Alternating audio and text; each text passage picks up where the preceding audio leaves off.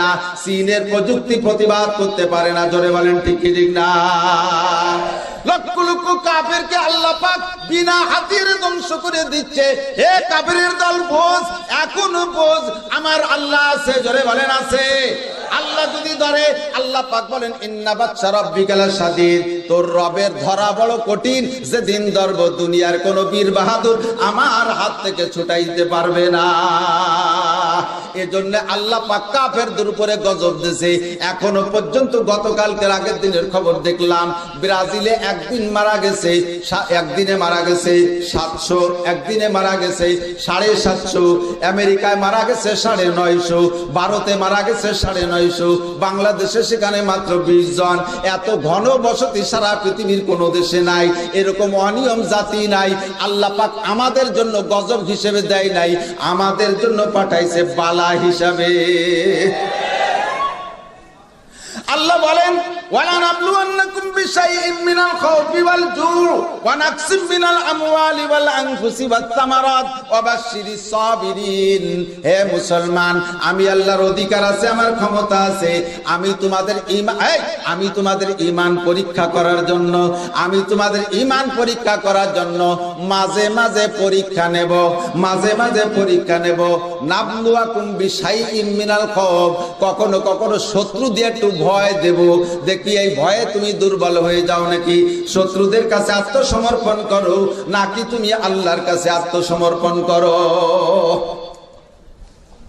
আল্লাহ শত্রু দিয়ে ভয় দেয়, তোমরা কার কাছে আত্মসমর্পণ করো? আল্লাহ পাক বলেন আত্মসমর্পণ করবে আমার কাছে। জোরে বলেন কার কাছে?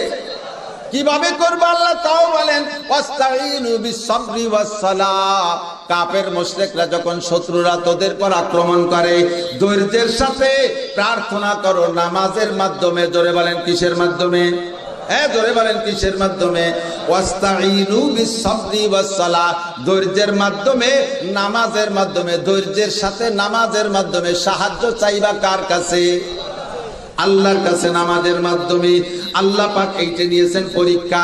দুঃখের বিষয়, পরিতাপের বিষয়, কাফের মুশরিক বেঈমানরা বলে দিয়েছে এক জায়গা 2 জন 5 জন বসা যাবে না, এক জায়গা নামাজ পড়া যাবে না।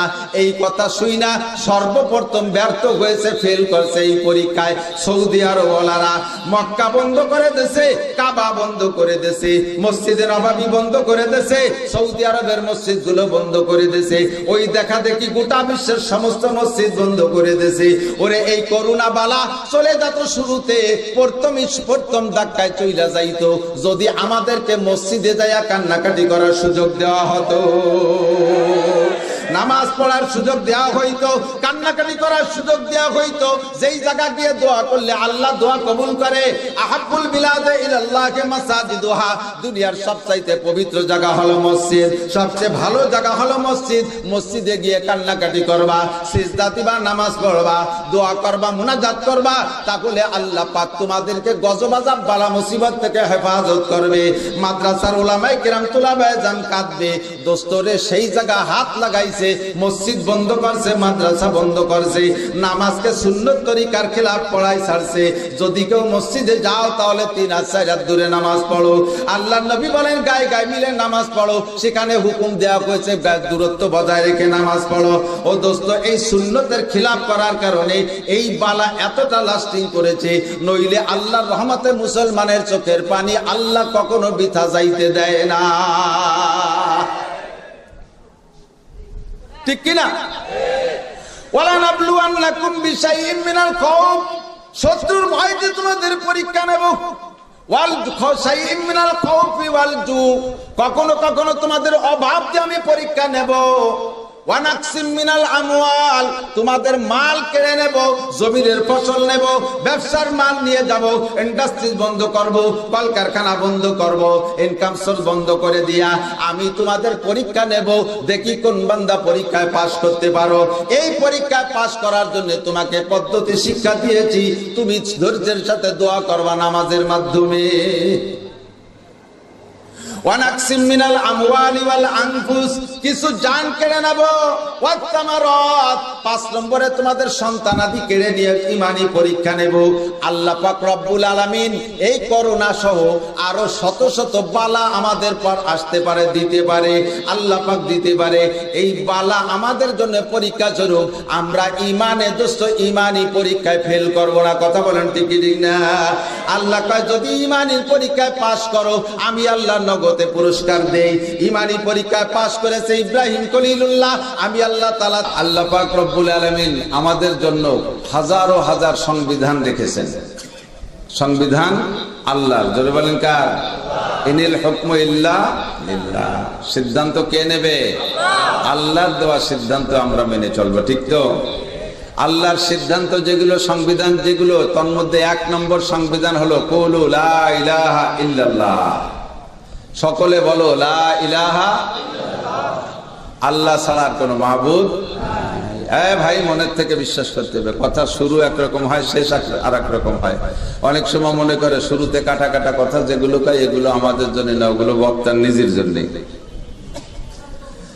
যদি কথা শুরু করা যায় না, কথার একটা তাল আছে, তবে শুরু থেকে কথা মনে রাখতে হবে। বাংলাদেশের মানুষের স্বভাব হলো সুর না হলে ওয়াজ শোনে না। এই সুর বাদ দিতে হবে, সুর ছাড়া ওয়াজ হয়। তবে যদি সুর আসে, কোনো বক্তার থাকে, আমি তাকে ধন্যবাদ জানাই। আমাদের ভাই, ছোট ভাই মাওলানা হাফিজুর রহমান সিদ্দিক, আল্লাহ তাআলা তাকে এ জামানার দাউদ আলাইহিস সালামের মতো একটা কণ্ঠ দিয়েছে। শুনলে আমারও ভালো লাগে। ও কান লিও ভালো শোনা যায়, ও কাজা লিও ভালো শোনা যায়। আমি তার আমার মাদ্রাসা দাওয়াত দিয়েছি।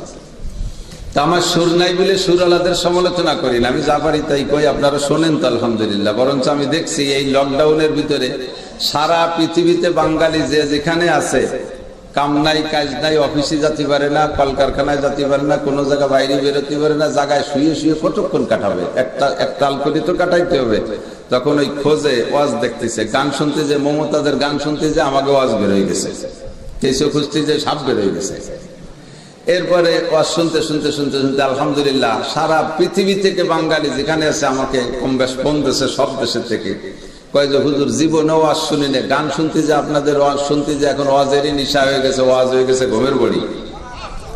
রাত্রে ঘুম আসে না ওয়াজ না শুনলে, কানের ভিতরে কিলেরটা লাগাই দিয়ে শুনতে শুনতে ঘুমাই যাই। কখন মোবাইল যতক্ষণ চলে ও চলতেই আছে আর আমি ঘুমোতেই আছি। আলহামদুলিল্লাহ লকডাউনে এই একটা ফায়দা হয়েছে যে আমাদের ওয়াজ শোনানোর একটা ব্যবস্থা হয়ে গেছে, ঠিক না? আল্লাহ তো দোস্ত, আল্লাহ পাক রব্বুল আলামিন হাজারো সংবিধান দিয়েছেন, তার মধ্যে 1 নম্বর সংবিধান হলো আল্লাহকে বিশ্বাস করা, ঠিক না? আল্লাহ আছে, ধরে বলেন আছে। কোথায় আছে? সব জায়গা, সব জায়গা বলা জায়েজ নাই। আকীদা দ্রষ্ট করি আগে। সব জায়গা মানে সব জায়গা, সব জায়গা মানে কি? সব জায়গার মধ্যে পায়খানাও সব জায়গার মধ্যে আছে না নাই? তো পায়খানার মধ্যে আল্লাহ আছে, এই কথা বললে আল্লাহকে বড় করা হয় না খাটো করা হয়? রবীন্দ্রনাথ ঠাকুরের একটা কবিতা দেখেছিলাম, কবিতা আকারে আমার মনে নাই, তবে তার তর্জমা মনে আছে। উনি হিন্দু ভাইদেরকে সম্বোধন করে বলতেছেন, তোমরা ভগবানকে সবচেয়ে বড় করে জানো, এই ভগবানকে দেখো নাই বিধায় তোমরা ভগবানের একটা আকৃতি বানাও, মূর্তি বানাও, তার মানে ভগবানের একটা আকৃতি বানাও। বানাইতে বানাইতে সর্বময় সর্বময় ক্ষমতার মালিক সবচাইতে বড় ভগবানকে তোমরা বড় বড় প্রাণীর থেকে মূর্তি বানাইতে বানাইতে সুস, ইন্দুর, বান্দর, শিয়াল, কুত্ত, শুয়োর পর্যন্ত তোমরা বানাই ছাড়ো। তো ভগবানের আকৃতি বানাইতে যাইয়া ভগবানের সুস, ইন্দুর, শুয়োর, কুত্ত পর্যন্ত বানাইয়া এটা ভগবানের বড়ত্ব প্রমাণ হয় না, বরঞ্চ ভগবানকে অপমান করা হয়, ঠিক না? আল্লাহ পাক সব জায়গা আছে বইলা, আল্লাহ বাথরুমের ভিতরে আছে, পায়খানায় আছে, পেশাবখানায় আছে, প্রস্কটারে আছে, মদের আড্ডায় আছে, তারপরে বিভিন্ন জায়গায় খারাপ জায়গায় আছে, এভাবে আল্লাহকে বিশ্বাস করা যাবে না। কোরআন শরীফে আছে ইস্তাওয়া আলাল আরশ, আল্লাহ পাক নিজেই বলেন আমি আরশে আজিমে আছি। কোথায় আছে? ইস্তাওয়া আলাল আরশ। কামা ইয়ালিকু, তাফসীরের ভিতরে লেখে কামা ইয়ালিকু বিশানিহি, সে সেখানে যেমন থাকা দরকার তেমন আছে। তার হাত আছে না, পা আছে না, মুখ আছে না, মাথা আছে না, চোখ আছে না, কান আছে, অঙ্গ প্রত্যঙ্গ কার মতো আছে, ওই মিসাল আর দৃষ্টান্তের দরকার আমার নাই। তিনি যেমন তেমন, যেখানে থাকা দরকার সেখানে আছে, তবে তার কুদরত আর তার ক্ষমতা সর্বস্তরে বিরাজমান, ঠিক কি ঠিক না? বাংলাদেশের প্রধানমন্ত্রী আছে, তার ক্ষমতা সব জায়গা আছে, উনি কি সব জায়গা থাকে প্রধানমন্ত্রী?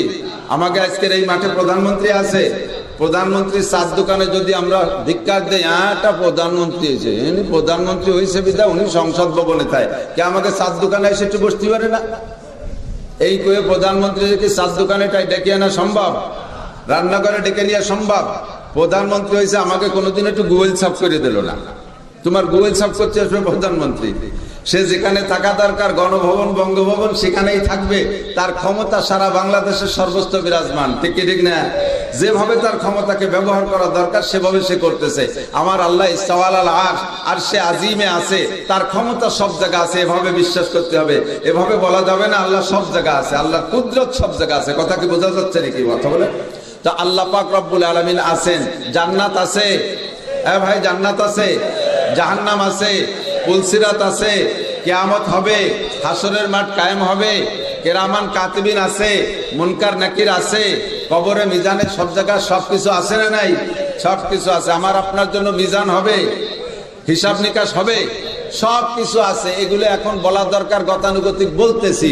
এই কথাগুলো অন্তর থেকে বিশ্বাস করে যেই লোকটা, ওই লোকটা জীবনে কোনোদিন বুঝে, জীবনে কখনো বুঝে শুনে আল্লাহ পাকের হুকুমের খেলাফ করতে পারে।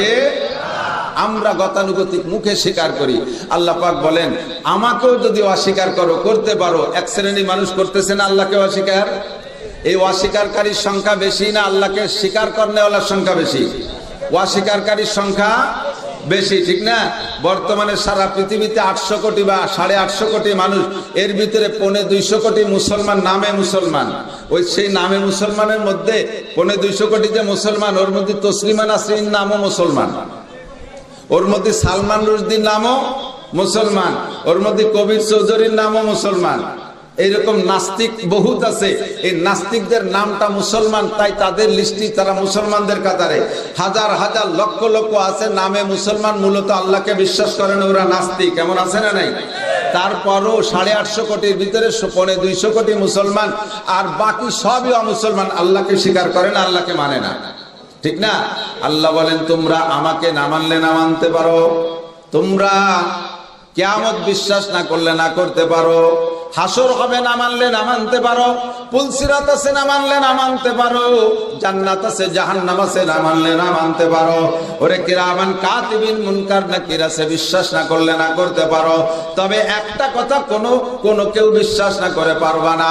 হাস্তিক বলো, নাস্তিক বলো, মুরতাদ বলো, বেঈমান বলো, কাফের বলো, মুশরিক বলো, ইহুদি বলো, নাসারা বলো, মুসলমান বলো, মুসলমান বলো, ছোট বলো আর বড় বলো, রাজা বলো আর বাদশা বলো, প্রেসিডেন্ট বলো, প্রধানমন্ত্রী বলো, যে যেখানে আসো না কেন, একটা কথা কেউ অস্বীকার করতে পারবা না।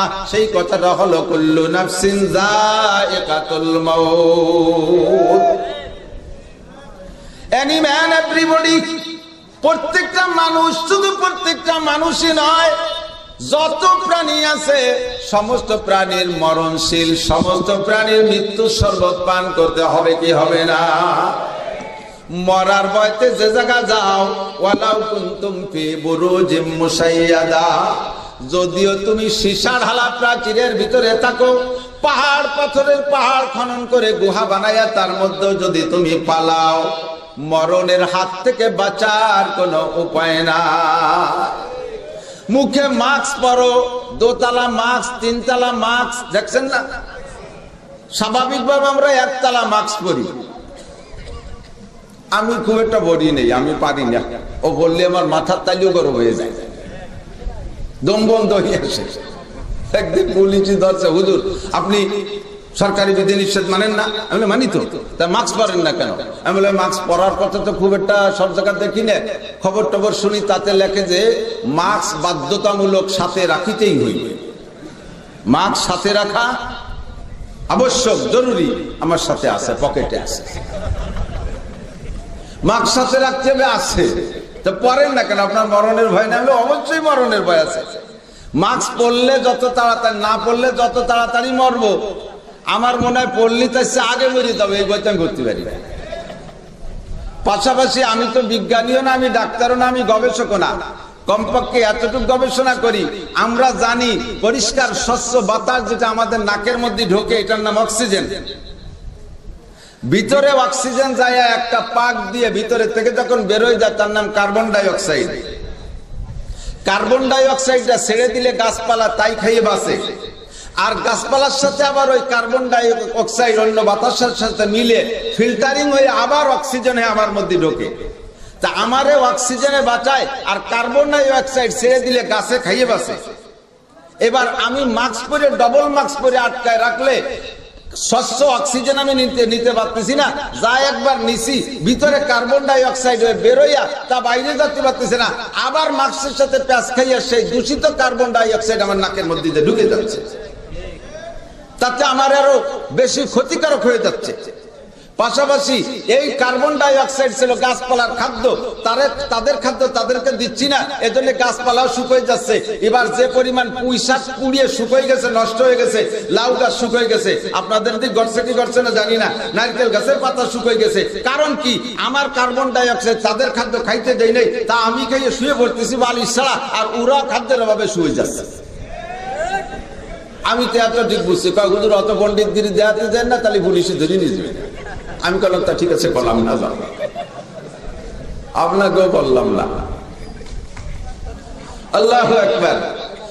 মাস্কে বাঁচাইতে পারে না, কান টুপিতে বাঁচাইতে পারে না, জীবনে কোনোদিন নামাজ পড়তে যাইয়ে টুপি পরে নাই, সেও দেখলাম যে মশারিতে টুপিতে বানাইছে, মশারিতে টুপি বানাইছে না, মশারিতে টুপি বানাইছে। নামাজ পড়তে গেলে মাসালা বললে ভাই না, টুপি পরে নামাজ পড়া সুন্নতে মুআক্কাদা। হয়তো টুপি না বললে কি হয়েছে, টুপি না বললে কি হয়েছে, ওটা সুন্নত, বেশ কি মারে।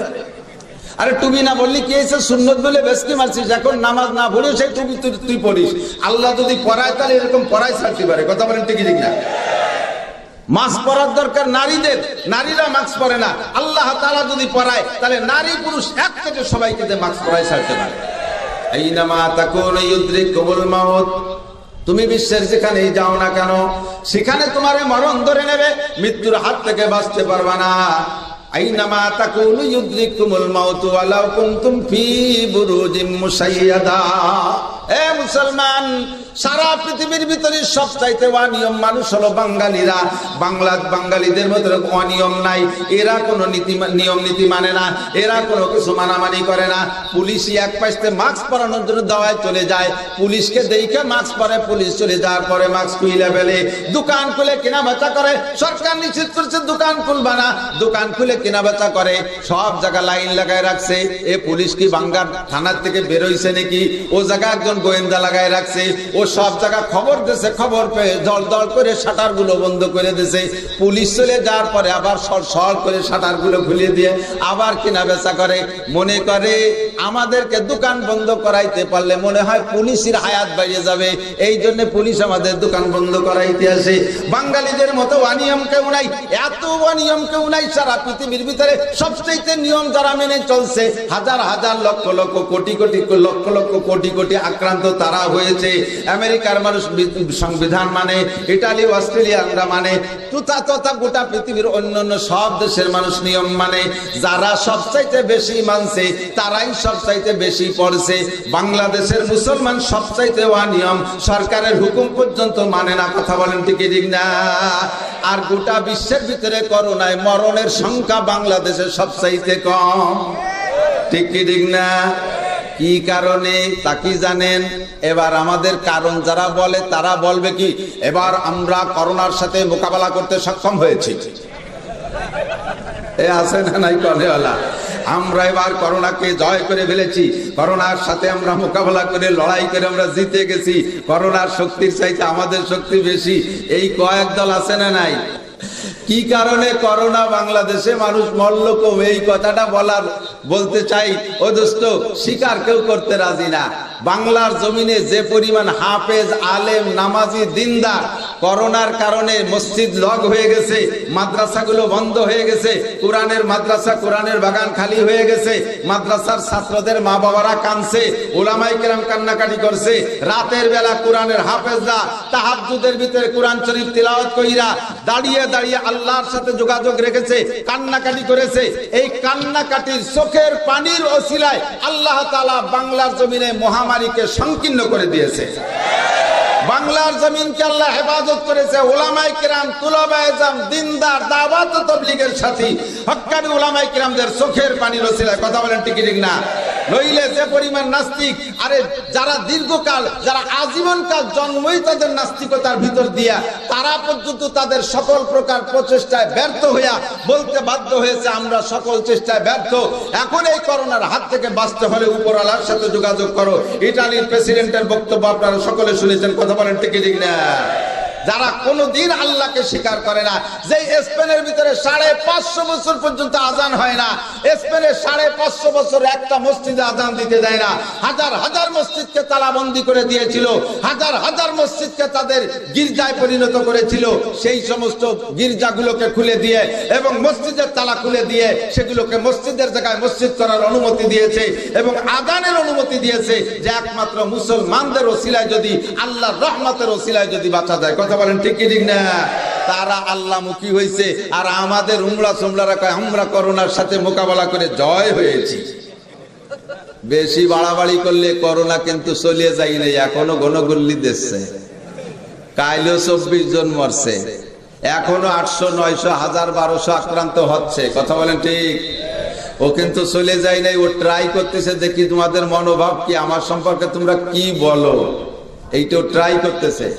যদি বেশি বাড়াবাড়ি করো তাহলে এমন ভাবে ধরবে, আল্লাহ পাক বলেন সানাস্তাদরিজুহুম মিন হাইসু লা ইয়ালামুন, এমন ভাবে ধরবো আমি, এমন ভাবে ধরবো, সানাস্তাদরিজুহুম ধীরে ধীরে ধরবো, ধীরে ধীরে ধরবো, মিন হাইসু লা ইয়ালামুন, এমন জায়গা থেকে আক্রমণ করব তোরা টেরও পাবি না, তোরা বুঝতে পারবি না কোন দিক দিয়ে আসে।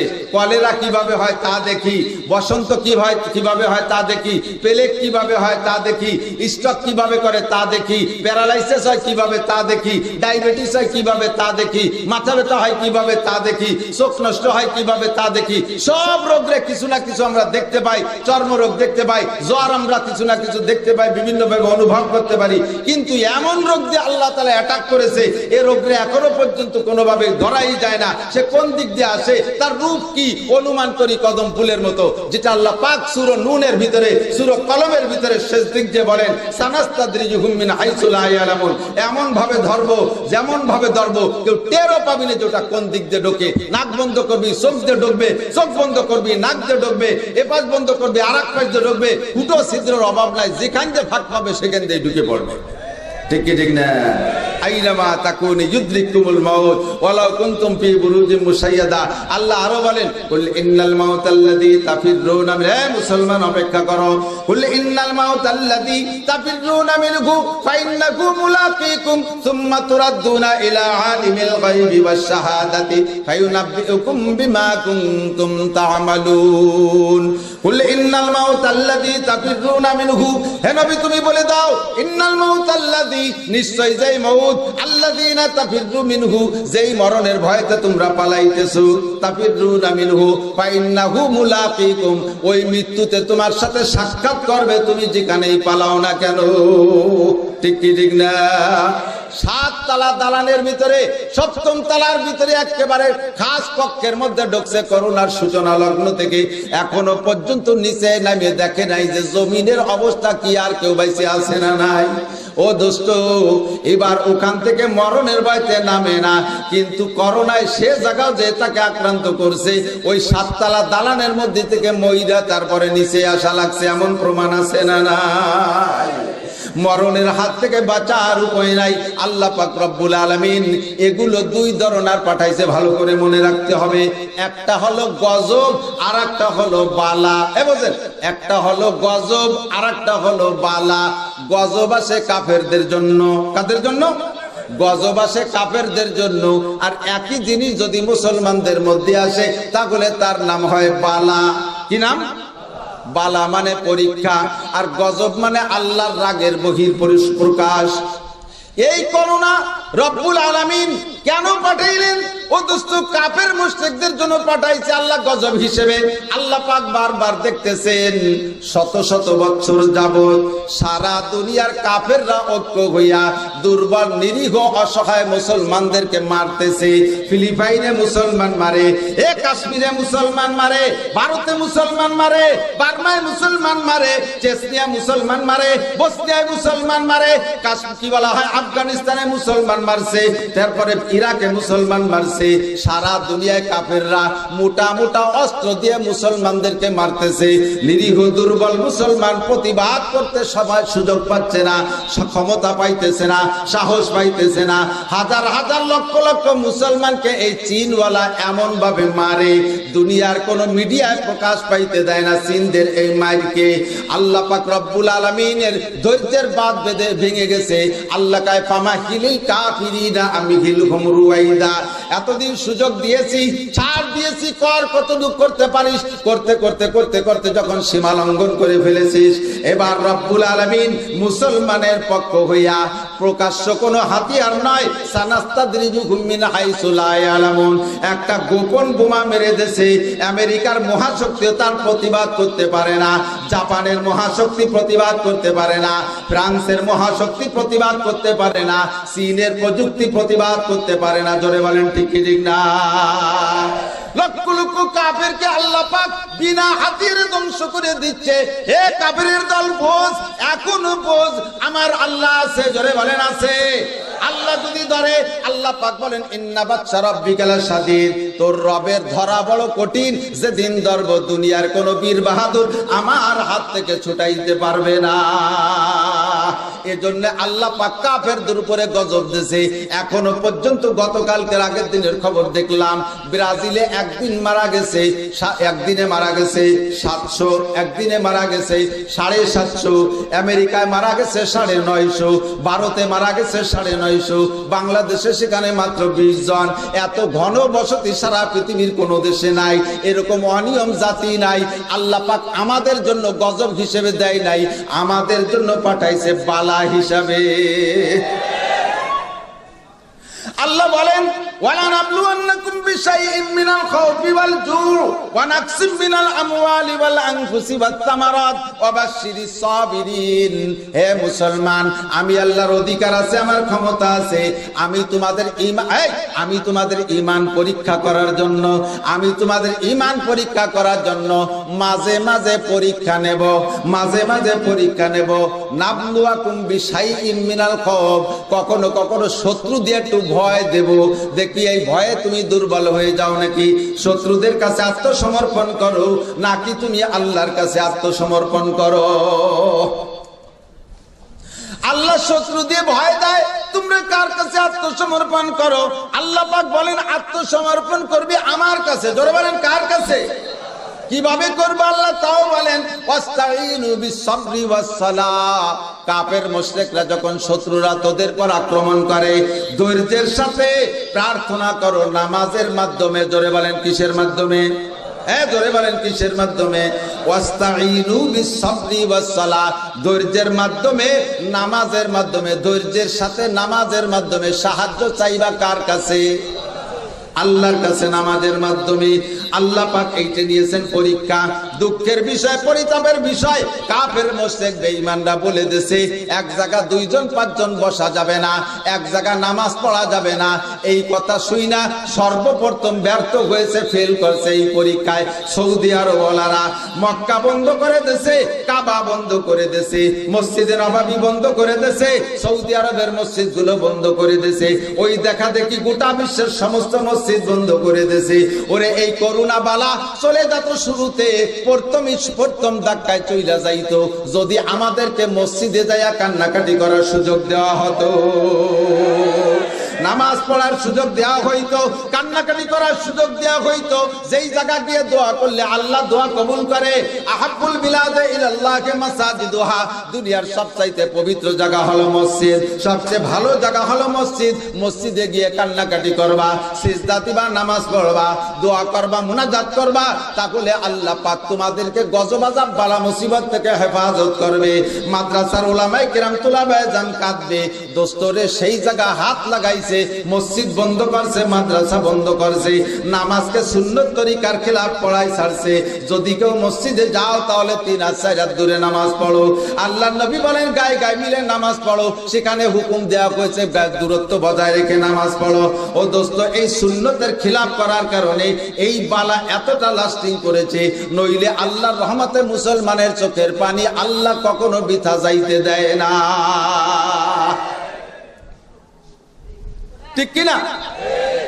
ওয়ালা নাবলুয়ান্নাকুম বিশাইইম মিনাল খাউফ, শত্রুর ভয়তে তোমাদের পরীক্ষা নেব।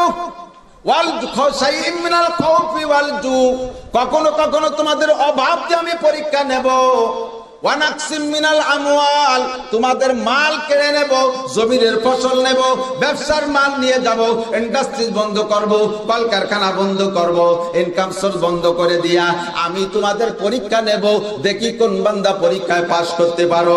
এই পরীক্ষায় পাশ করার জন্য তোমাকে পদ্ধতি শিক্ষা দিয়েছি, তুমি ধৈর্যের সাথে দোয়া করবা নামাজের মাধ্যমে।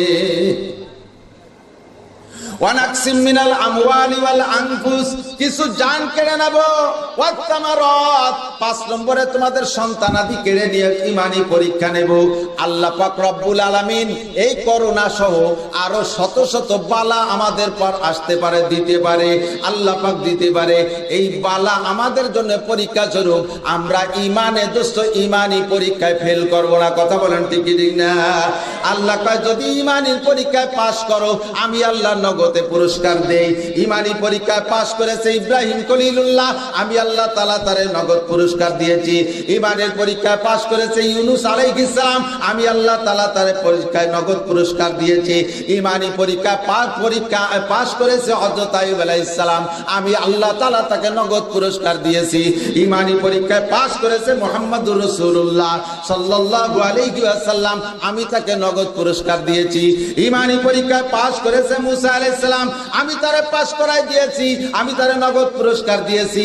ঈমানি পরীক্ষায় পাশ করেছে ঈসা আলাইহিস সালাম, আমি আল্লাহ তাআলা তাকে নগদ পুরস্কার দিয়েছি। মুসলমান তোমরা যদি ঈমানি পরীক্ষায় পাশ করতে পারো, ঈমানি পরীক্ষায় পাশ করতে পারো, আমি আল্লাহ তাআলা তোমাদেরকে নগদ পুরস্কার দিব।